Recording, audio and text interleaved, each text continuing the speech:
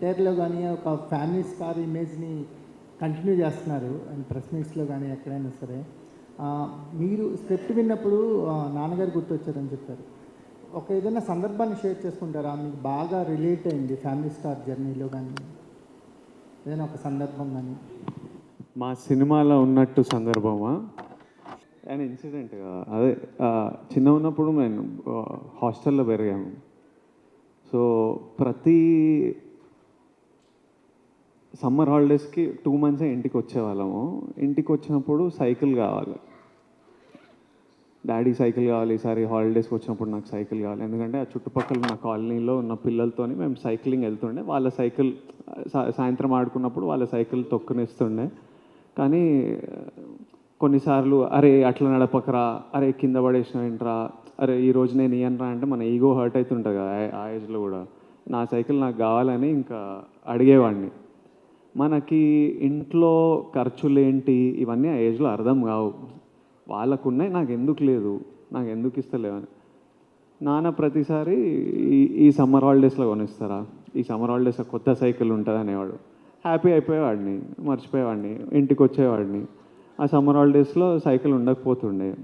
2-3 రోజులు అడిగేవాడిని, ఏదో బ్యాట్ ఏదో కొనిచ్చేవాళ్ళు, క్రికెట్లో వెళ్ళిపోతుండే. మళ్ళీ నెక్స్ట్ సమ్మర్ హాలిడేస్ అడిగేవాడిని.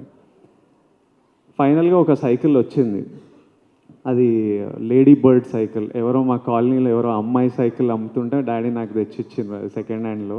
అది ఫస్ట్ ఫీల్ అయినా, కాకపోతే ఏదో ఒకటి సైకిల్ అయితే ఉంది కదా అని తీసుకొని మా సిస్టర్ది అని చెప్పుకొని నడిపించిన ఒక 1-2 years. But the thing is, ఈ సైకిల్ది కాదు కథ.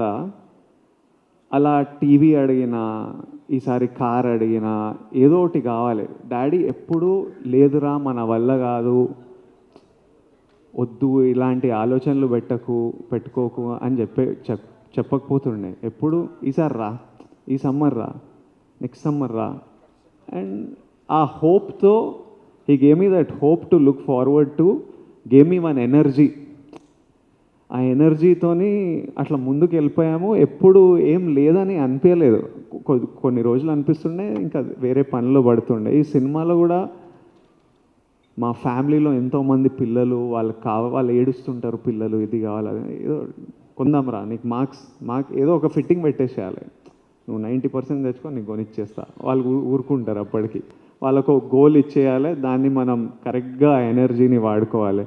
There are so many stories from life over this 1 year. ఇంట్లో మాట్లాడుకున్న, అమ్మ నాన్న వాళ్ళతో మాట్లాడుకున్న, రాజుగారితో బుజ్జితో మాట్లాడుకున్నా. మేము చాలా మా లైఫ్ జర్నీ గురించి మాట్లాడుకునే వాళ్ళం.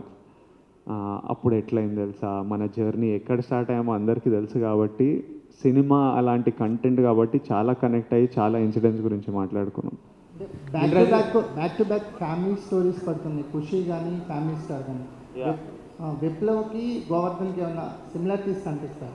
సో గోవర్ధన్ ఒక ఎక్స్ట్రీమ్ క్యారెక్టర్, సంబంధం జమీన్ ఆస్మాన్ ఫరక్. అది గోవర్ధన్ ఒక ఫ్యామిలీలో రెస్పాన్సిబిలిటీ ఇవన్నీ ఉంటాయి, కానీ ఒక వెరీ ఎక్స్ట్రీమ్ క్యారెక్టర్, ఎక్స్ట్రీమ్లీ అల్లర్ క్యారెక్టర్ గోవర్ధన్. సో ఇట్స్ మీకు కొత్త రూపం కనిపిస్తుంది April 5th. అండ్ దీంట్లో ఏంటంటే గోవర్ధన్ క్యారెక్టర్ స్పెషాలిటీ, తన ఫ్యామిలీని ఏదన్నా టచ్ చేస్తే ఎంత ఈగోకని వెళ్తాడు. అది ఇందాక నేను చెప్పాను కదా, ఆల్ డైమెన్షన్ అని. ఆ ఈగో ఎక్కడికన్నా వెళ్తుంది. సో ఆగదు అది. సో అంత అంటే ఆ ఫ్యామిలీ విషయంలో అంతా కేర్ఫుల్గా ఉంటాడు.